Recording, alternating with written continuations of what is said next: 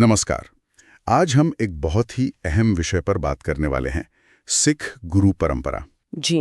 हमारे पास सिख गुरुओं से जुड़े 50 सवालों और उनके जवाबों की एक लिस्ट है, एक तरह से कहें तो। हम्म। तो सोचा कि इसी के सहारे हम सिख धर्म की शुरुआत, इसके 10 गुरुओं और उनके योगदान को समझने की कोशिश करते हैं। बिल्कुल। और सिर्फ जानना नहीं बल्कि ये भी देखना कि ये सब कैसे शुरू हुआ, कैसे आगे बढ़ा, गुरु नानक देव जी से लेकर गुरु गोबिंद सिंह जी तक। हाँ, और फिर गुरु ग्रंथ साहिब तक। कोशिश रहेगी कि बातचीत थोड़ी सहज हो, बोरिंग ना लगे। जी हाँ। तो शुरू करते हैं बिल्कुल शुरुआत से। पहले गुरु गुरु नानक देव जी, सिख धर्म के संस्थापक। जी। उनके बारे में क्या खास पता चलता है इस जानकारी से? तो देखिए, गुरु नानक देव जी का जन्म जैसा कि हम जानते हैं 1469 में तलवंडी में हुआ था। जी आज उसे ननकाना साहिब कहते हैं। जी। उनके पिता का नाम कालू जी, माता तृप्ता जी, और उनके एक साथी का भी जिक्र आता है, भाई मर्दाना, जो रबाब बजाते थे। अच्छा। और उनका जो सबसे मुख्य संदेश था, जिसने पूरी नींव रखी, वो था एक ओंकार, मतलब ईश्वर एक है, सबका मालिक एक, और सभी इंसान बराबर हैं। ये उस समय के लिए बहुत बड़ी बात थी, जब समाज बहुत बटा हुआ था। हाँ बिल्कुल। और उन्होंने ये संदेश सिर्फ दिया ही नहीं, फैलाया भी। करीब 30 साल यात्राएं की, है ना? जी हाँ, उदासियां कहते हैं उन्हें। पूरब, पश्चिम, उत्तर, दक्षिण, हर तरफ गए, लोगों से मिले, बात की। कमाल है। अच्छा, तो गुरु नानक देव जी के बाद ये परंपरा आगे कैसे बढ़ी? कुल 10 गुरु हुए, जैसा आपने कहा। हाँ, 10 गुरु। और दिलचस्प बात यह है कि गुरु नानक देव जी ने अपने बाद गुरु गद्दी अपने बेटे को नहीं दी। अच्छा। जी, उन्होंने अपने शिष्य भाई लहना को चुना, जो गुरु अंगद देव बने, दूसरे गुरु। ये दिखाता है कि काबिलियत ज्यादा जरूरी थी। ये तो बड़ी बात है। और गुरु अंगद देव जी का क्या खास योगदान रहा? उन्होंने गुरुमुखी लिपि, जो आज पंजाबी लिखने के लिए इस्तेमाल होती है, उसको एक तरह से स्टैंडर्डाइज किया, पक्का किया। ये सिख पहचान के लिए बहुत अहम था। अच्छा, तो लिपि का काम दूसरे गुरु के समय हुआ। फिर तीसरे और चौथे गुरु, गुरु अमरदास जी और गुरु रामदास जी। लंगर और अमृतसर का जिक्र आता है अक्सर। बिल्कुल। तीसरे गुरु गुरु अमरदास जी ने लंगर प्रथा को बहुत बढ़ावा दिया। मतलब सब लोग एक साथ बैठकर खाना खाएं, बिना किसी जात पात या ऊंच नीच के भेद के।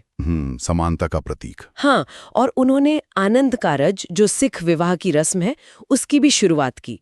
और चौथे गुरु गुरु रामदास जी? गुरु रामदास जी ने एक शहर बसाया, रामदासपुर। वही बाद में अमृतसर बना, और वहां उन्होंने एक पवित्र सरोवर खुदवाया, जिसके बीच में फिर हरमंदिर साहिब बना। जी बिल्कुल।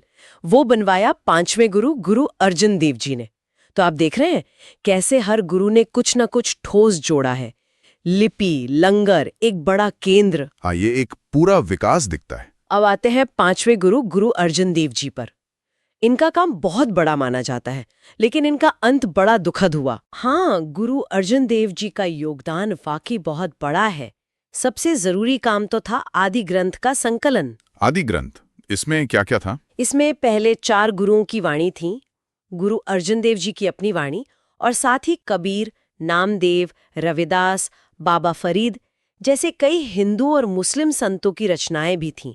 मतलब जिनका संदेश गुरु नानक देव जी से मिलता जुलता था। अरे वाह, ये तो बहुत समावेशी बात हुई। जी, ये दिखाता है कि सोच कितनी खुली थी। और उन्होंने हरमंदिर साहिब यानी स्वर्ण मंदिर का निर्माण भी पूरा करवाया। लेकिन फिर उनकी शहादत हुई, क्यों? हाँ, सामग्री बताती है कि मुगल बादशाह जहांगीर ने 1606 में लाहौर में उन्हें बहुत यातनाएं देकर मरवा दिया।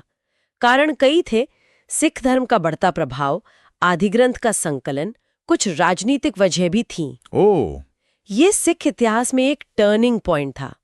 पहली बार गुरु की शहादत हुई थी, और इसने सिखों को सोचने पर मजबूर किया कि अब सिर्फ शांति नहीं, धर्म की रक्षा के लिए शायद हथियार भी उठाने पड़े। तो यहीं से वो बदलाव आया जिसकी हम बात सुनते हैं, छठे गुरु के समय से। बिल्कुल।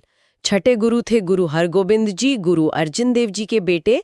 उन्होंने गद्दी संभालते ही 2 तलवारें पहनी, मीरी और पीरी। मीरी और पीरी, जी। इसका क्या मतलब था? मीरी मतलब सांसारिक सत्ता, राजसी शक्ति, और पीरी मतलब आध्यात्मिक शक्ति।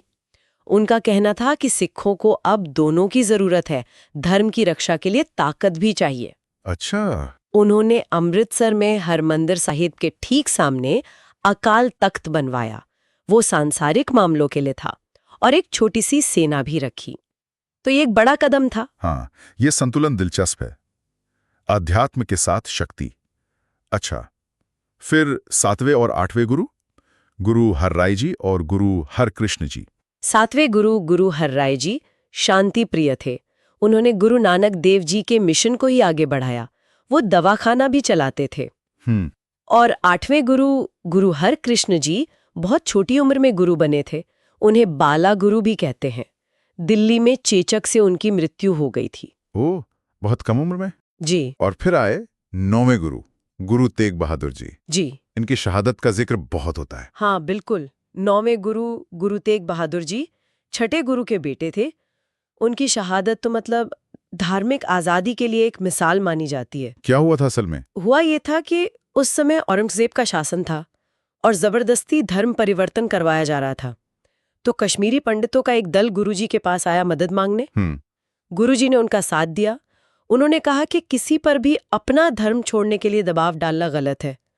इसी वजह से औरंगजेब के हुक्म पर दिल्ली के चांदनी चौक में 1675 में उनका सर कलम कर दिया गया। दूसरों के धर्म की रक्षा के लिए। जी हाँ, हिंदू धर्म की रक्षा के लिए, और असल में तो किसी के भी अपने विश्वास पर चलने के अधिकार के लिए। आज वहां गुरुद्वारा शीशगंज साहिब है। ये अपने आप में अनोखी मिसाल है। ये तो सच में असाधारण बलिदान है। अच्छा, गुरु तेग बहादुर जी के बाद उनके बेटे आए 10वें गुरु, गुरु गोबिंद सिंह जी। जी, 10वें और आखिरी मानवीय गुरु गुरु गोबिंद सिंह जी। उनका जन्म पटना साहिब में हुआ था। वो सिर्फ गुरु ही नहीं बल्कि एक योद्धा, कवि, विद्वान, सब कुछ थे। और उन्होंने सिख समुदाय को एक नई पहचान दी, खालसा पंथ की स्थापना करके। ये कब और कैसे हुआ? हाँ, ये बहुत ही नाटकीय घटना है। 1699 में बैसाखी वाले दिन आनंदपुर साहिब में उन्होंने एक बड़ी सभा बुलाई और भरी सभा में तलवार निकालकर पूछा, कौन है जो धर्म के लिए अपना सिर दे सकता है? अरे, सब सन्न रह गए। फिर हिम्मत करके एक आदमी आगे आया। गुरुजी उसे तंबू में ले गए। थोड़ी देर बाद खून लगी तलवार लेकर बाहर आए। फिर आवाज दी, और कौन? ऐसे एक एक करके 5 लोग आ गए। 5 लोग? और हर बार वो खून लगी तलवार लेकर बाहर आए। हाँ? सबको लगा कि वो मारे गए, लेकिन आखिर में गुरुजी उन 5 को जिंदा नई वेशभूषा में बाहर लेकर आए। अच्छा। उन्होंने उन्हें पंच प्यारे यानी 5 प्यारे कहा। फिर उन्हें अमृत छकाया, मतलब एक तरह का पवित्र जल पिलाया, और खालसा पंथ की शुरुआत की। वाह। फिर गुरुजी ने खुद उन 5 प्यारों से अमृत छका और अपना नाम गोविंद राय से गोविंद सिंह रखा। खालसा का मतलब है शुद्ध, या जो सीधे गुरु से जुड़ा हो। ये अन्याय के खिलाफ लड़ने वाला एक तैयार समुदाय था। ये कहानी तो रोंगटे खड़े कर देती है। 5 प्यारे, अच्छा, और खालसा सिखों के लिए कुछ खास निशानियां भी तय की गईं। 5 ककार? जी हाँ, 5 क ये सिर्फ बाहरी निशान नहीं है, इनके गहरे मतलब हैं। केश, बिना कटे बाल, जो प्रकृति और आध्यात्मिकता का प्रतीक है। कंघा, बालों को साफ रखने के लिए, मतलब अनुशासन। कड़ा, लोहे का कंगन, जो संयम और भगवान की याद दिलाता है। कृपाण, छोटी तलवार, आत्मरक्षा और न्याय की रक्षा के लिए। और कच्छा, एक खास तरह का अंतर्वस्त्र, जो नैतिक शुद्धता का प्रतीक है। तो ये 5 ककार खालसा की पहचान और जीवन शैली का हिस्सा बन गए। बिल्कुल। गुरु गोबिंद सिंह जी आखिरी मानवीय गुरु थे, तो उनके बाद गुरु कौन बना? ये परंपरा कैसे जारी रही? ये गुरु गोबिंद सिंह जी का एक और बहुत बड़ा फैसला था। उन्होंने कहा कि मेरे बाद कोई इंसान गुरु नहीं होगा। तो फिर? तो उन्होंने आदि ग्रंथ, जिसमें गुरु अर्जन देव जी ने वाणी संकलित की थी और जिसमें बाद में गुरु तेग बहादुर जी की वाणी भी जोड़ी गई, उसी को गुरु का दर्जा दे दिया। अच्छा, ग्रंथ को ही गुरु मान लिया। जी, और तब से उसे गुरु ग्रंथ साहिब कहा जाता है।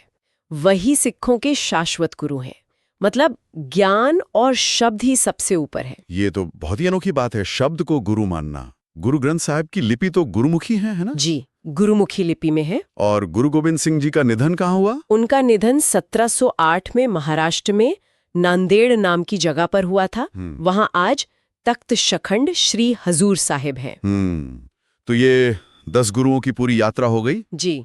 अगर हम अब कुछ मुख्य सिद्धांतों और प्रतीकों को जल्दी से देखें जो इस जानकारी में बार बार आए हैं, जैसे सेवा। जी। इसका क्या मतलब है सिख धर्म में? सेवा मतलब निस्वार्थ सेवा, बिना किसी उम्मीद के दूसरों की मदद करना। चाहे वो लंगर में काम करना हो, गुरुद्वारे की सफाई हो या समाज में किसी जरूरतमंद की मदद। इसे भक्ति का ही एक रूप माना जाता है। और पूजा स्थल? गुरुद्वारा कहलाता है। स्वर्ण मंदिर सबसे प्रसिद्ध है अमृतसर में। लंगर की बात हमने की, समानता का प्रतीक। पगड़ी का क्या महत्व है? पगड़ी सिर्फ कपड़ा नहीं है, वो सम्मान, स्वाभिमान, आध्यात्मिकता और सिख पहचान का प्रतीक है। ये गुरु के प्रति वफादारी और सिख मूल्यों को निभाने की जिम्मेदारी भी याद दिलाती है। एक शब्द और है, वाहे गुरु। ये क्या है? वाहे गुरु ईश्वर के लिए संबोधन है, मतलब अद्भुत गुरु या अद्भुत प्रकाश देने वाला। ये भगवान की महानता के लिए हैरानी और शुक्राना जाहिर करने का तरीका है। अच्छा, और साहिबजादे कौन थे? इनका जिक्र भी था। साहिबजादे गुरु गोबिंद सिंह जी के 4 बेटों को कहते हैं, अजीत सिंह, जुझार सिंह, जोरावर सिंह और फतेह सिंह। जी। चारों ने बहुत छोटी उम्र में धर्म की रक्षा के लिए अपनी जान दे दी। बड़े 2 बेटे चमकौर की लड़ाई में शहीद हुए और छोटे 2 जोरावर सिंह सिर्फ 9 साल के और फतेह सिंह 7 साल के, उन्हें सरहिंद के नवाब ने इस्लाम न कबूल करने पर दीवार में जिंदा चुनवा दिया था। ओह, 7 और 9 साल के बच्चों को? जी, उनका बलिदान, हिम्मत और अपने विश्वास पर टिके रहने की मिसाल माना जाता है। सुनकर ही दुख होता है। तो कुल मिलाकर देखें तो ये पूरी बातचीत हमें दिखाती है कि कैसे गुरु नानक देव जी के एक ईश्वर सब बराबर सेवा करो के संदेश से शुरू होकर ये परंपरा आगे बढ़ी, गुरुओं ने योगदान दिया, आदि ग्रंथ बना, शहादतें हुई, खालसा पंथ बना और आखिर में गुरु ग्रंथ साहिब शाश्वत गुरु बने। बिल्कुल, ये एक पूरा सफर है, कैसे सिद्धांतों को बनाया गया, मुश्किलों का सामना किया गया और एक पहचान बनी। लंगर, सेवा, कीर्तन, 5 ककार, ये सब सिर्फ रस्में नहीं है, ये उन मूल विचारों को जीने का तरीका है। वाकई बहुत कुछ जानने और समझने को मिला। ये सिर्फ इतिहास नहीं, एक जीती जागती विरासत है। हाँ, और शायद आखिर में सोचने के लिए एक बात ये हो सकती है जी, कि ये जो सिद्धांत है, सेवा यानी बिना स्वार्थ के मदद, और खालसा मतलब अंदर और बाहर से शुद्ध रहना, न्याय के लिए खड़े होना, आज के ज़माने में हमारी अपनी जिंदगी में, हमारे समाज में इनका क्या मतलब हो सकता है? बहुत अच्छा सवाल है। क्या ये सदियों पुरानी बातें हमें आज की मुश्किलों जैसे गैर बराबरी है, नाइंसाफी है, समाज बटा हुआ है, इनसे निपटने में कोई रास्ता दिखा सकती हैं? शायद इस पर सोचना इस बातचीत को और सार्थक बना देगा।